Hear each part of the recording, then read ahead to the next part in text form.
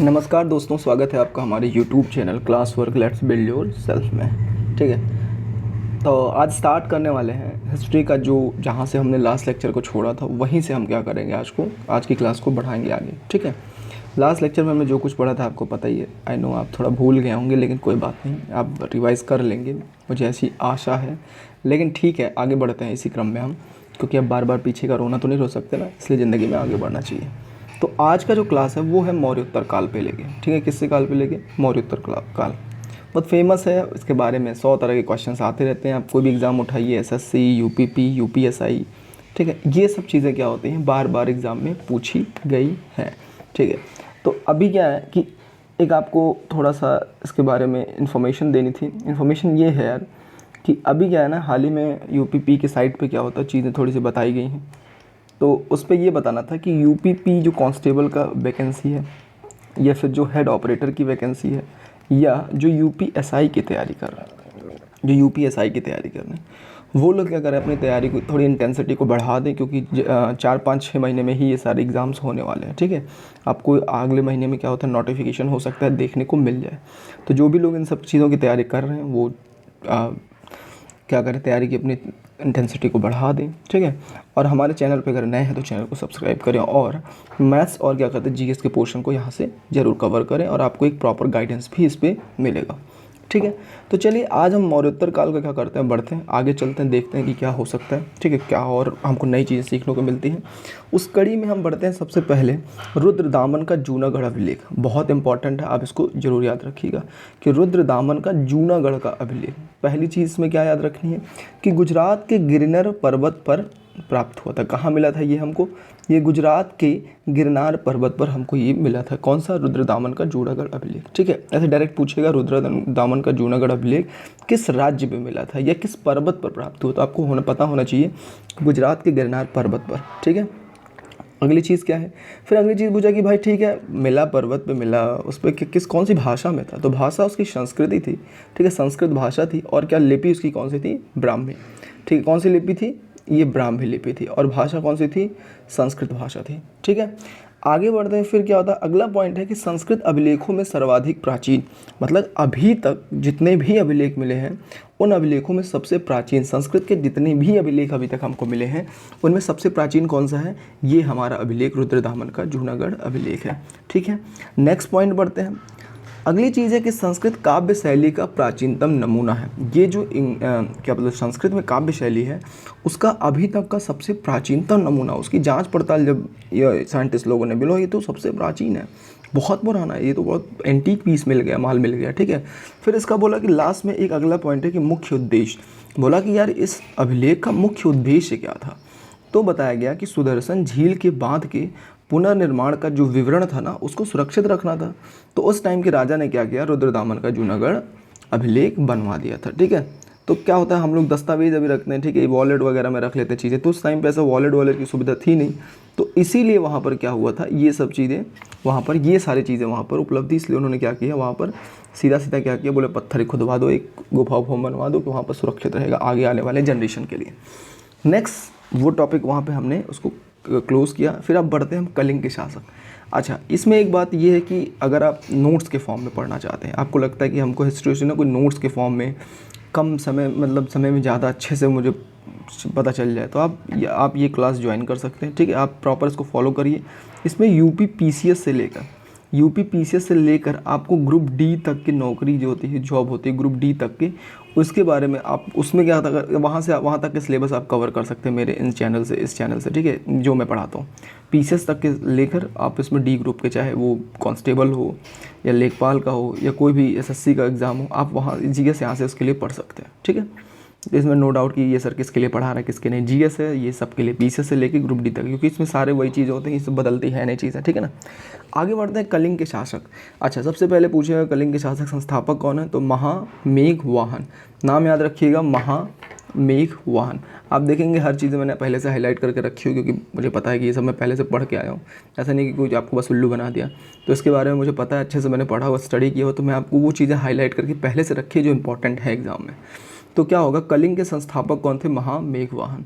अच्छा, उसी का एक शासक था ना खारवेल, मतलब कलिंग का ये कौन शासक था? खारवेल। खारवेल जो था वो महानतम सम्राटों में से एक था। मतलब जैसे होता नहीं कि हर घर में, जैसे होता नहीं कि हर घर में कहते हैं एक गुड़ना होता है या फिर एक बहुत अच्छा लड़का होता है, दोनों एग्जाम्पल्स हो सकते हैं जिसको बोल सकते हैं गांव की भाषा में। एक मतलब अच्छा होता है घर में एक, या फिर एक इंग्लिश की एक लाइन फेमस है, every family is a black sheep. ठीक है, तो हर घर में एक आध चूतिया निकल जाते हैं, एक आध अच्छे भी होते हैं, हर फैमिली में होते हैं। तो वैसे ही ये क्या था, खारवेल उन महानतम सम्राटों में से एक था। कलिंग के जो भी शासक हुए थे उनमें से अच्छा एक था। अच्छा, इसका कहाँ मिला ये सब भैया, महानतम कहाँ मिला? ये हाथी गुम्फा की एक अभिलेख है, उसके द्वारा ये सारी चीज़ें बताई गई थी। अच्छा, इसके बारे में एक फेमस ये था कि इसने पांड्य शासक से ना गधे से हल चलवाया। अमूमन क्या होता है, बैल से चलते हैं ना, लेकिन इसने क्या हुआ, उसको बेइज्जत करने के लिए क्या किया था, बोला साले तुझे बताते हैं ना, बेइज्जत करने के लिए उसने क्या बोला, पांड्य का शासक था, बहुत टीटा करता था, चूचा पड़ा, तो उसको पकड़ा, खूब पीटा, पीटने के बाद बोले रुकते जो अभी तेरा दिमाग ठिकाने लगा, तो उससे क्या कि गधी से हल चलवाया। तो याद रखना कैसे पूछेगा, निम्नलिखित में से किस शासक ने किस शासक से गधे से हल चलवाया था? तो गधे से हल चलवाया, जैसे नाम देंगे पांड्य शासक, कलिंग शासक, खारवेल, ऐसे 50 नाम दे देंगे, तो आपको याद होना चाहिए वो कौन सा था, पांड्य शासक।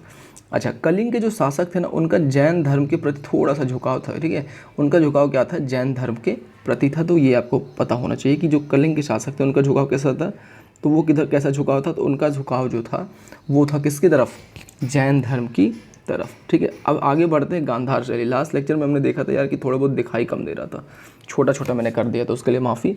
अब से हम क्या करेंगे, थोड़ा चीज़ों को और बड़े बड़े करके देखेंगे, है ना, क्योंकि हमको बड़ी चीज़ें देखने आदत है और पसंद भी है। ठीक है, तो आगे चलिए बढ़ते हैं गंधार शैली। गंधार शैली क्या होता है, ये कनिष्क के काल में विकास हुआ। गंधार शैली का विकास किसके काल में हुआ था? सबसे पहले याद रखना, कनिष्क के क्या होता है, काल में विकास हुआ था इसका। ठीक है, कनिष्क के काल में। ठीक, अगला क्या पॉइंट है कि भारतीय और यूनानी आकृति का सम्मिश्रण शैली। जो गांधार शैली है ना, भारतीय और प्लस क्या होता है, भारतीय प्लस यूनानियों का क्या है, ये मिक्सचर है, और इसी को क्या बोलते हैं, गांधार शैली। ठीक है ना, कौन सी शैली, गांधार शैली। ठीक, इसके प्रमुख संरक्षक कौन थे? इसके प्रमुख संरक्षक थे शक और कुषाण।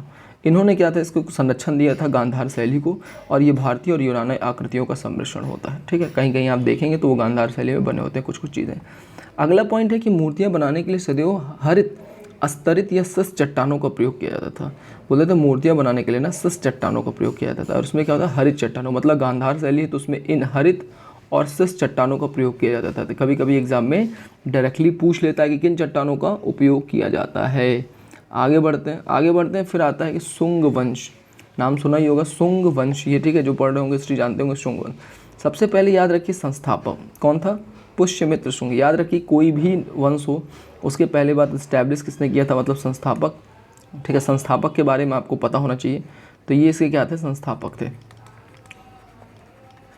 तो संस्थापक आपको जरूर पता होना चाहिए भाई, जिसने बनाया है ना, जिसने फाउंडर है उसको तो पता है। हर कंपनी का फाउंडर तो सबको पता ही होता है कि हाँ इसने इसको बनाया। ठीक है, तो संस्थापक वैसे इस वंश शुंग वंश का था पुष्यमित्र शुंग। याद रखना यार, शुंग लास्ट में लगा तो शुंग वंश का संस्थापक ये पुष्यमित्र था। अच्छा, भरद्वाज गोत्र के ब्राह्मण थे पाणिन के अनुसार। पाणिन ने बोला, पाणिन के किसी ग्रंथ में मिला कि भाई ये जो भरद्वाज गोत्र के क्या थे, ब्राह्मण थे। मतलब ये क्या थे, शुंग वंश कौन था, ये ब्राह्मण लोग थे, और ये क्या थे, भरद्वाज के गोत्र के थे। जैसे होता है ना कि हर अभी आप देखेंगे गाँव में होता है, ठाकुरों में 25 ठाकुर होते हैं, ब्राह्मणों में 10 ब्राह्मण 25 तरह के होते हैं ना, मुस्लिमों में 10 तरह के मुसलमान होते हैं। जैसे कैटेगरीज वाइज बटी होती हैं, जैसे अब लाला में 25 लाला होते हैं, तो ऐसे उसमें भी था भरद्वाज। ब्राह्मण में एक भरद्वाज गोत्र होता है, पाणिन के अनुसार उस गोत्र के ये ब्राह्मण थे। अगला पॉइंट है कि पतंजलि पुष्यमित्र के पुरोहित थे। पतंजलि जो थे ना, ये क्या थे, पुष्यमित्र के पुरोहित थे, है ना। पुरोहित मतलब थे उनके, ब्राह्मण उम्र होता नहीं गाँव में बताते हैं ब्राह्मण, तो उनके पुरोहित थे वो। अगला चीज था कि अंतिम राजा कौन था, देवभूति। पुष्यमित्र वंश का कौन था, अंतिम राजा। हमेशा याद रखिए संस्थापक और सबसे लास्ट वाला, सबसे लास्ट राजा कौन है, ये जरूर याद रखो कि सबसे लास्ट में कौन मरा था, मतलब कौन था, और सबसे स्टार्टिंग में कौन था। तो ये देवभूति शुंग वंश का सबसे लास्ट का शासक था। अयोध्या लेख में पता चला कि पुष्यमित्र ने क्या था, 2 अश्वमेध, कितने, 2 अश्वमेध यज्ञ किए थे। ठीक है, पुष्यमित्र ने क्या किया था, मतलब ठीक ठाक अच्छा शासक था, इसने क्या 2 अश्वमेध यज्ञ किए थे। ये अयोध्या लेख से पता चलता है। तो इंपॉर्टेंट ये है अयोध्या लेख, और कितने अश्वमेध, 2। तो कभी कभी याद रखना कि एग्जाम में ऐसे सारी चीज़ें थोड़ी नहीं याद रखनी होती। याद रखना क्या कि किस लेख से और किसने किया, पुष्यमित्र ने, और कितने किए अश्वमेध, 2। तो हमेशा डाटा जो भी रहता है वो हमेशा इंपॉर्टेंट रहता है। ठीक है, समझ में आया अभी तक ये शुंग वंश तक। चलो नेक्स्ट बढ़ते हैं भैया यहाँ पर। थोड़ा सा इसको छोटा कर दें तो एक साथ आ जाएगा।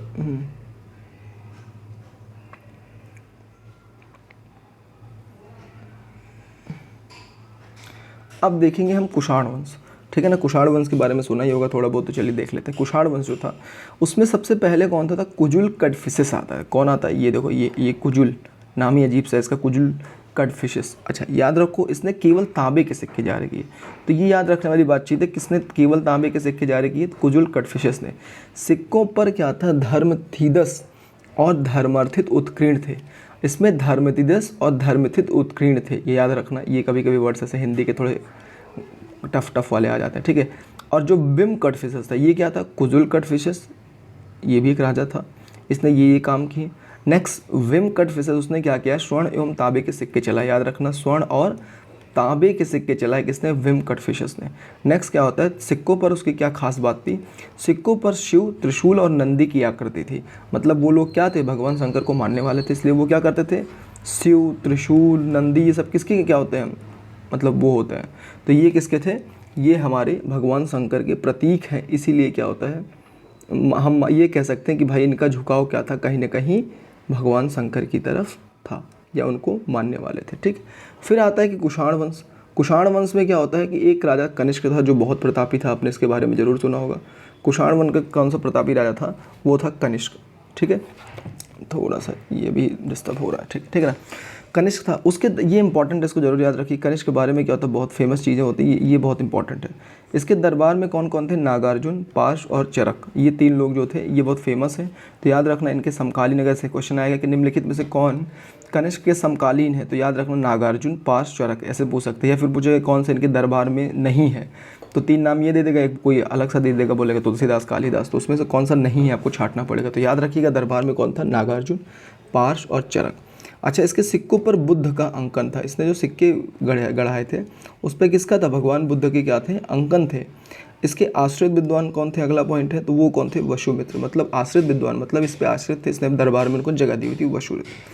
फिर सारनाथ बौद्ध अभिलेख को उसने बनवाया था। सारनाथ बौद्ध अभिलेख किसने बनवाया था, कनिष्क ने बनाया था। किसने, कनिष्क ने बनवाया था। नेक्स्ट राजकवि इसका अश्वघोष था। अगला पॉइंट, इसके राजकवि कौन थे, तो अश्वघोष इसके राज्य कौन थे, राजकवि थे, राजकवि, समझ में आया। नेक्स्ट शक संवत का शुभारंभ क्या हुआ था, 78 ईसा पूर्व से। बहुत इंपॉर्टेंट है, याद रखिएगा। ये क्या यूपीपीसीएस से लेके ग्रुप डी तक के एग्जाम में बार बार मर के इसको पूछा गया, ठीक है। क्या शक संवत की शुरुआत किसने किया था, कुषाण वंश में, कनिष्क के शासनकाल में हुआ था।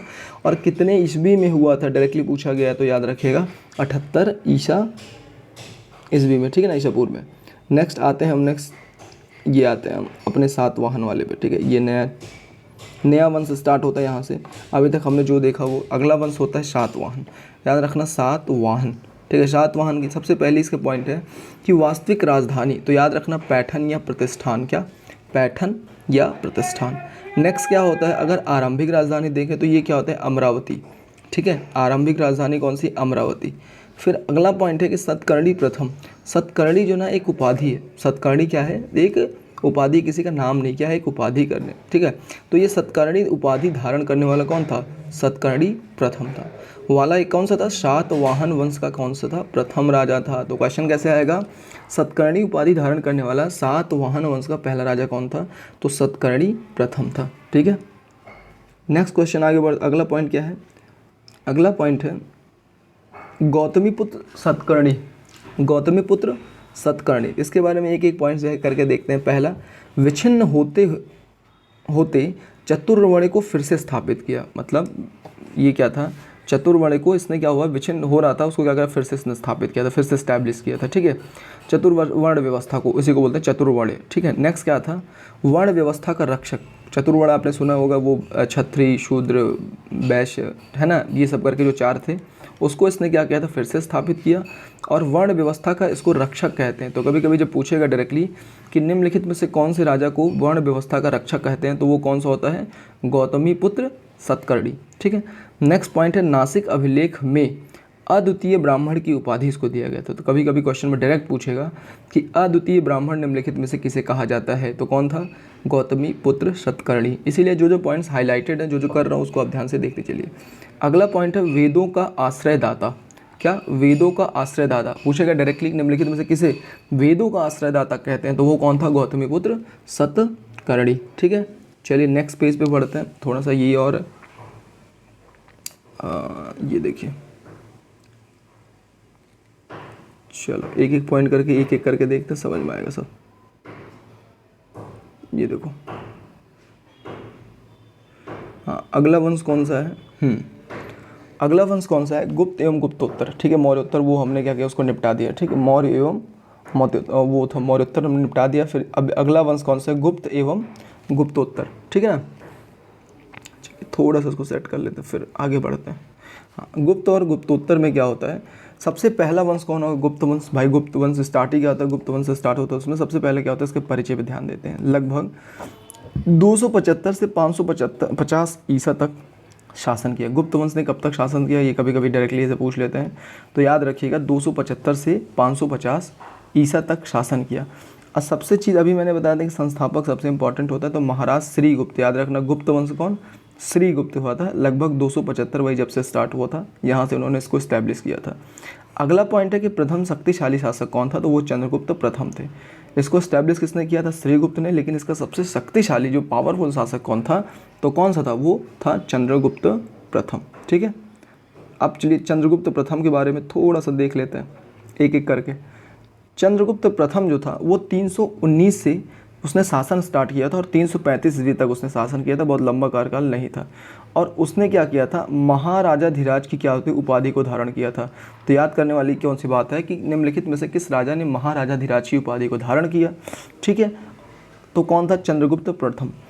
नेक्स्ट टॉपिक आ जाए, मतलब नेक्स्ट पॉइंट होगा कि गुप्त संवत का प्रवर्तक, जैसे अभी कनिष्क ने क्या किया था, शक संवत का प्रवर्तक था, वैसे ही क्या होता है गुप्त संवत का प्रवर्तक कौन था, चंद्रगुप्त प्रथम था। ये डायरेक्ट एग्जाम में पूछा गया है, तो इसको याद रखिएगा ये पॉइंट कि गुप्त संवत प्रथम की वजह से ही क्या हुआ था, गुप्त संवत का प्रवर्तक उसी से स्टार्ट हुआ था। ठीक है, बार बार एग्जाम में मर मर के ये चीज़ें पूछी गई हैं। अगला आता है, अगला चीज़ आता है चंद्रगुप्त के बाद अगला कौन आता है, प्रतापी राजा समुद्रगुप्त। समुद्रगुप्त क्या था, विशंत स्मिथ ने भारतीय नेपोलियन की उपाधि दी। एक आदमी था विशंत स्मिथ, उसने इसको ना भारत का नेपोलियन की नाम से उपाधि दी। उसे बोला कि ये तो भारतीय नेपोलियन है। ठीक है, उसकी उपाधि दी। और अच्छा अगला पॉइंट है कि प्रयाग प्रशस्ति। प्रयाग प्रशस्ति भी क्या होता है, इसी के शासनकाल में आया था। ठीक, इसी के शासनकाल का बना हुआ है। उसमें क्या हुआ था, हर्षेण एक इनका एक मतलब दरबारी था, उसके द्वारा प्रशंसात्मक वर्णन किया गया है। प्रयाग प्रशस्ति में समुद्रगुप्त के द्वारा क्या हुआ है, हर्षेण द्वारा क्या हुआ है कि उनकी खूब प्रशंसा की, खूब उसमें कहते हैं ना, जैसे आजकल मीडिया लोग क्या करते हैं, सरकार के चाटते हैं, वैसे क्या होता है उस टाइम पे ये दरबारी उरबारी लोग भी क्या करते थे, राजा महाराजा की खूब उनकी खुशामद करते थे, खूब उनकी चापलूसी करते थे। तो उनको क्या हुआ था, उनकी खूब प्रशंसा की गई है प्रयाग प्रशस्ति में। तो क्या होता था, राजा वैसे गर्दन से निकाल के मोती की माला वाला फेंक देते थे कि ले जाओ जाओ ऐसा करो। तो वैसे ही वो भी था, खूब प्रशंसा किया जाता था। फिर क्या था, समुद्र विजयों का उल्लेख, समुद्रगुप्त की विजयों का उल्लेख। और इसमें क्या था कि एक तो हर्षेण की प्रशंसात्मक वर्णन है, और किस चीज़ का वर्णन है, समुद्रगुप्त की विजय, जो उसने जीता था युद्ध वगैरह, भाई बहुत युद्ध उसने जीते, इसलिए उसको नेपोलियन बोला था, क्योंकि नेपोलियन ने भी अपने टाइम पर बहुत सी स्टेट को जीत लिया था। तो वैसे समुद्रगुप्त जो विजय कर रहा था, उसका क्या हुआ था, प्रयाग प्रशस्ति में हर्षेण द्वारा क्या हुआ था, बढ़ा चढ़ा के खूब प्रशंसात्मक वर्णन किया गया था। नेक्स्ट पॉइंट है उपाधि। इसको कौन सी उपाधि दी गई थी, तो इसको उपाधि दी गई थी पर क्रमांक। कौन सी उपाधि दी गई थी, पर क्रमांक। पर क्रमांक क्या, इसको उपाधि दी गई थी। क्वेश्चन कैसे पूछेगा, निम्नलिखित में से किस राजा को पर क्रमांक की उपाधि दी गई थी, चंद्रगुप्त, समुद्रगुप्त, अजातशत्रु, ऐसे 50 नाम दे देगा, फिर आपको क्या करना होगा, इनमें से बताना होगा। ठीक है, तो क्या था, पर क्रमांक किसकी उपाधि थी, किसकी उपाधि थी, पर क्रमांक उपाधि थी समुद्रगुप्त की। ठीक है, नेक्स्ट आगे थोड़ा सा बढ़ते हैं कि समकालीन दक्षिण और संबंधित राज्य, मतलब समकालीन दक्षिण भारत की क्या होता है, नरेश। उस टाइम पे जब समुद्रगुप्त वहाँ पर कर रहा था सारे काम, ये क्या हो गया इसको, हाँ, जब समुद्रगुप्त सारे काम कर रहा था, उस टाइम के कुछ जो दक्षिण भारत के नरेश थे, उनके कौन से राजा थे वहाँ के। अब एक एक करके थोड़ा थोड़ा करके जल्दी जल्दी इसको भी निपटा देते हैं। ठीक है, चलो यहाँ तक देख लिया था, अब देखते हैं। सबसे पहला एक था धनंजय। एक राजा कौन सा, धनंजय था। धनंजय कहाँ का था, ये एक कुस्तलपुर एक जगह थी, वहाँ का राज्य का वो राजा था। उसी टाइम पे जब क्या था हमारा ये समुद्रगुप्त जो नेपोलियन था, उस टाइम पे ये उससे संबंधित राज थे। वो कहाँ के, वो भी दक्षिण भारत के अंदर थे। नीलराज कहाँ का था, अवमुक्त का राजा था। ये राज्य है, अवमुक्त एक राज्य था उस टाइम पे, और वहाँ का राजा कौन था, नील। उग्रसेन जो था वो पलक्ता का राजा था और विष्णु गोपा क्या था, कांची का राजा था। तो कभी कभी क्या होता है, ऐसे एग्जाम में क्या होता है, यूपी पीसीएस वगैरह में मिलाने को दे देते हैं कि ये क्या संबंधित राज्य है भारत के, नरेश को क्या करिए मिलाइए। अगला जो पॉइंट्स है वो आता है चंद्रगुप्त द्वितीय। कौन आता है, चंद्रगुप्त द्वितीय। चंद्रगुप्त द्वितीय ये भी क्या इंपॉर्टेंट है, थोड़ा इसके बारे में देख लीजिएगा। इंपॉर्टेंट क्या है वो चीज़ें आपको एक एक करके मैं बताता हूँ। सबसे पहले अन्य नाम याद रखना, कभी भी एग्जाम में क्या होता है, जिसका भी कोई निक नेम होता है वो क्या होता है, बहुत इंपॉर्टेंट होता है। निक नेम क्या होता है, बहुत इंपॉर्टेंट होता है। तो आप हमेशा याद रखिए, आपको निक नेम क्या करना है, याद करना है। जैसे मान लीजिए किसी का होता नहीं, कभी कभी नाम भयानक होते हैं, निक नेम वाले बहुत भयानक नाम होते हैं। जैसे मान लीजिए उनका स्कूल का नाम या फिर कहीं ऑफिशियली नेम क्या है, भुजंग बहादुर सिंह है, और घर का नाम टिंगू है ना। तो वो क्या होता है, कभी कभी हंसी का मजाक बन जाते हैं। तो वैसे ही क्या होता है, ये नाम थोड़े से फेमस होते हैं, कभी कभी लोग उस नाम से जानते हैं लेकिन उस नाम से नहीं जानते रहते। बाद में जब उनको पता चलता है तो आसानी से उनके यहाँ तक पहुँच जाते हैं, ठीक है। फिर ऐसे ही क्या था, चंद्रगुप्त द्वितीय का अन्य नाम जो था वो 3-4 नाम था, ठीक है, बहुत इसके निकनेम थे। पहला कौन सा, देवगुप्त, देवराज अथवा देवश्री नाम था। क्या, देवराज, देवश्री और कौन था, देवगुप्त। तो याद रखना इसका ट्रिक क्या है कि जिसमें देव लगा हो वही चंद्रगुप्त द्वितीय है। चंद्रगुप्त द्वितीय तो देव, देवगुप्त, देवराज, देवश्री, चंद्रगुप्त द्वितीय, ऐसे याद रखना, ठीक है। और भी इसकी उपाधियाँ थी, ये तो इसके अन्य नाम थे। अभी क्या है, उपाधियों का तो तांता लगा हुआ है। उपाधियाँ करके देखते हैं, ठीक है, चंद्रगुप्त द्वितीय की। इसकी उपाधियाँ पॉइंट्स में क्या है, पहला तो विक्रमादित्य, दूसरा शाकाहारी, इसने शकों को मारा था इसलिए शाकाहारी, शक विजेता, ये सारे नाम किसके थे, चंद्रगुप्त द्वितीय के थे, याद रखना, ठीक है। चंद्रगुप्त द्वितीय बहुत इंपॉर्टेंट है इसलिए याद रखना। अगला पॉइंट आता है महरौली लेक, बहुत फेमस है महरौली लेक जो है, इसका फेमस है। अब इसमें क्या क्या था इसके बारे में बात करते हैं। पहला, विष्णुपद पर्वत पर विष्णु ध्वज की स्थापना। इसने विष्णुपद एक पर्वत था, उसके शिखर पर क्या की, विष्णु ध्वज की स्थापना की। वर्तमान में ये कहाँ है, वर्तमान में ये कुतुब मीनार के समीप है। अगला, चंद्र नामक राजा की उपलब्धियों का वर्णन। उसमें क्या था, एक कोई चंद्र नामक राजा था, उसकी भी उपलब्धियों का क्या हुआ था, उसमें वर्णन दिया गया है, ठीक है। ये भी था, यहाँ तक हो गया। नेक्स्ट आगे बढ़ते हैं, थोड़ा सा धीरे धीरे चलते हैं, ठीक है। अगला, यहाँ पर क्या था, चंद्र नामक राजा की उपलब्धियों का उसमें महरौली में वर्णन है। चंद्र का समीकरण जो था वो गुप्तवंशी शासक चंद्र का समीकरण चंद्रगुप्त वंशी शासक द्वितीय से है। मतलब उसका जो चंद्रगुप्त नाम दिया गया ना, वो क्या था ना, वो गुप्तवंशी शासक चंद्रगुप्त द्वितीय से होता है, ठीक है। अगला पॉइंट होता है कि पश्चिम भारत में अंतिम शक राजा रुद्र सिंह तृतीय को परास्त किया। मतलब जो अंतिम शक राजा था, इसलिए तो उसको शकारी बोला था, शकों को बहुत कूटता था ये चंद्रगुप्त द्वितीय, इसीलिए इसका क्या नाम था, चंद्रगुप्त के जो अंतिम शासक थे रुद्र सिंह तृतीय को उसने खूब कूटा और उसको मार डाला, है ना। और पश्चिम भारत में सत्ता का उन्मूलन किया। मतलब इसने पूरे पश्चिम भारत में क्या किया था, उनको क्या किया था, जड़ सहित उखाड़ के फेंक दिया, ठीक। शकों को हराने के उपलक्ष्य में इसने क्या किया, चांदी के सिक्के चलाए। किसके, चांदी के। उनको भैया सीधी सी बात है, कोई बड़ा अच्छा काम करता है तो क्या करता है, उसको भौकाल करता है, ढिढोरा पीटता है। एज लाइक मोदी जी, ये भी क्या करते कम है और ढिढोरा बहुत पीटते हैं, नौटंकी, है ना। तो शकों को हराने के उपलक्ष्य में इसने क्या किया, चांदी के सिक्के चलाए। और उसी टाइम पर ये क्वेश्चन बहुत इंपॉर्टेंट है, ये टॉपिक, ये पॉइंट, कि समकालीन चीनी यात्री, तो याद रखना उस समय कौन था, फाहियान आया था। कौन आया था, फाहियान आया था। तो याद रखना फाहियान बहुत इंपॉर्टेंट है, तो फाहियान को आप ज़रूर याद रखिएगा, ठीक है ना। अब ये थोड़ा सा देख लेते हैं, ये थोड़ा सा इंपॉर्टेंट है, ठीक है। नवरत्न, चंद्रगुप्त द्वितीय की अगर आपने सुना होगा नवरत्न, है ना, तो ये बहुत इंपॉर्टेंट है, ठीक। इसके बारे में थोड़ा सा आराम से देखते हैं। देखो यार, जो नवरत्न का कॉन्सेप्ट था वो चंद्रगुप्त द्वितीय के शासनकाल में आया था, ठीक है। बहुत इंपॉर्टेंट, ध्यान से सुनिएगा, एक एक करके हम देखते हैं। ये कभी कभी पूछ लेता है कि इनके दरबारी कब ये नवरत्न में से कौन सा नहीं है, कौन सा थे। तो चंद्रगुप्त द्वितीय था, उसने नवरत्न रखने थे अपने दरबार में। क्या होता, हर तरह के उसने विशेषज्ञ रखे हुए थे, ठीक है। जैसे उसने सबसे पहले कवियों में कालिदास रखा होगा, आपने किनके बारे में बहुत सुना होगा। कवियों में फेमस कौन, कालिदास। इसने चिकित्सक में किसको रखा था, धनवंतर जी को रखा था, बहुत फेमस धनवंतर, ठीक है। खगोल विज्ञान में क्या रखा, 12 मिहिर का रखा होगा। कोशकार में इसने अमर सिंह को रखा था। वास्तु में शंकु को रखा था। ज्योतिषी में क्या रखा था, छपड़क को रखा था। और व्याकरणज्ञ में क्या इसने वररुचि को रखा था। और जादूगर में इसने वेताल भट्ट को, और कूटनीतिक में इसने घटकर्पर को रखा था। मतलब आप देखेंगे कि चंद्रगुप्त ऐसे ही बड़ा शासक नहीं था, उसके पास थे ये इतने 9 लोग थे जो उसको क्या करते थे, अपने अपने जो क्षेत्र होते हैं उसमें क्या थे, वो सब अपने अपने में एक्सपर्ट थे। और उसको राजा क्या करता था, उनकी सलाह को मानता था, और इसीलिए वो क्या था, इतना बड़ा राजा था, ठीक है। तो हमको भी क्या करना चाहिए, अपने आसपास ऐसे लोगों को रखना चाहिए जिससे कि हम कुछ भी करें तो वो हमारे सही गलत को क्या करें, बता सकें, ठीक है। बाकी तो हमको अपना काम सब अच्छा लगता ही है। ठीक है, नेक्स्ट बढ़ते हैं फिर कुमारगुप्त। यार इसी कड़ी में क्या होता है, एक शासक और आता है कुमारगुप्त। उसके बाद कुमारगुप्त की जो सबसे अगला पॉइंट है कि उपाधि क्या थी, इसको बोलते थे महेंद्रादित्य। याद रखना, देखिए हर चीज़ उसमें कंसाइज में एकदम नोट्स के फॉर्म में बता रहा हूँ, फालतू में कहानी नहीं। कुमारगुप्त आता है, कुमारगुप्त की उपाधि क्या थी, उसने महेंद्रादित्य की उपाधि ली। चंद्रगुप्त द्वितीय की पत्नी ध्रुव देवी से उत्पन्न हुआ था। अच्छा, चंद्रगुप्त की द्वितीय पत्नी जो थी, नहीं, चंद्रदेव द्वितीय जो था उसकी पत्नी जो थी उसका नाम था ध्रुव देवी से, उससे ये इनका लड़का पैदा हुआ था, उसका नाम उन्होंने कुमारगुप्त रखा था। ठीक है, फिर क्या था, सर्वाधिक प्राप्त गुप्तकालीन अभिलेखों में इसी के समय के, मतलब जो भी गुप्तकालीन अभी तक अभिलेख मिले हैं सबसे ज़्यादा इसी के शासन काल में, इसी के क्या होता है गुप्तकालीन शासक के मिले हुए। ठीक है, अगली चीज़ ताम्रपत्र, धनदेह, दामोदरपुर और वैग्राम से प्राप्त। ठीक है, जो ताम्रपत्र है ना सबसे ज़्यादा वो धनदेह, दामोदरपुर और वैग्राम, यहाँ से सबसे ज़्यादा ताम्रपत्र मिले हैं। ठीक है, स्वर्ण, रजत एवं ताम्र मुद्राएं प्राप्त। इसके शासन में स्वर्ण की, सोने की और रजत की, चांदी की, तांबे की, कांसे की क्या होती है, मुद्राएं भी मिली हैं।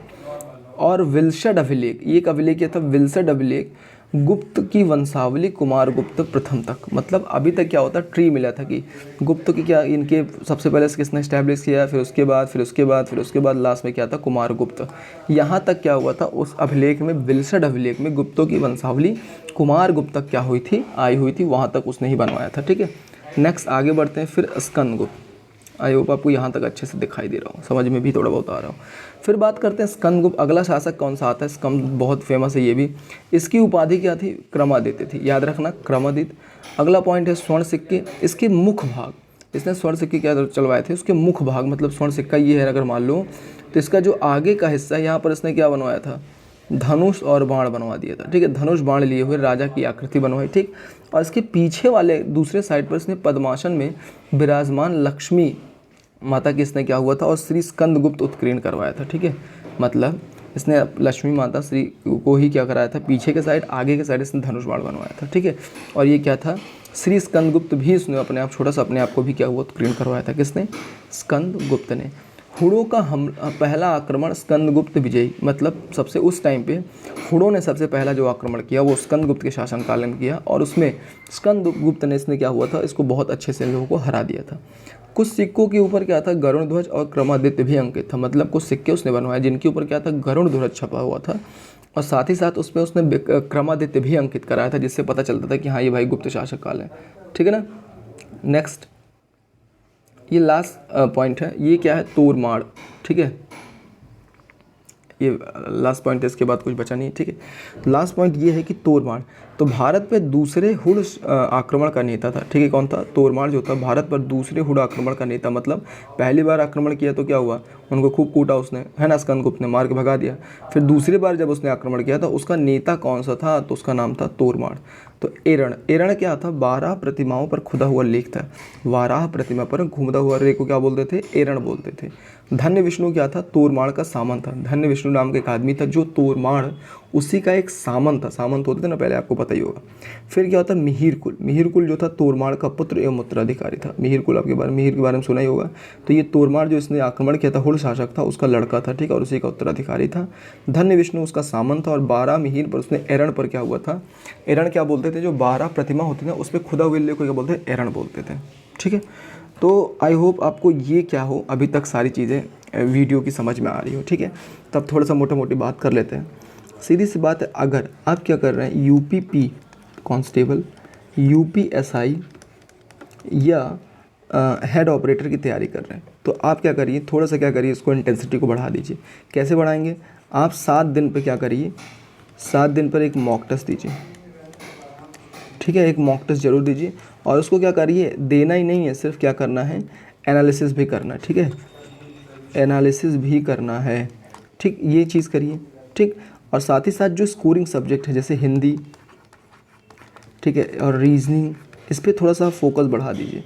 ठीक है, टफ वाले जो होते हैं आपको पता ही है वो क्या है, जीएस होता है या फिर मैथ्स होता है, जीएस और मैथ्स। इसमें भी आपको अगर जीएस अच्छे से आप यहाँ से मेरे से पढ़ रहे हैं तो आपका जीएस अच्छे से कंप्लीट हो जाएगा। ठीक है, ज़्यादा से ज़्यादा क्या करिए, एमसीक्यू सॉल्व करिए। ठीक है, क्योंकि एंड ऑफ द डे आपको एमसीक्यू देना है। ठीक है, तो ये 2-4 चीज़ें अगर आप फॉलो करते हैं तो आपका अच्छा रिजल्ट आएगा।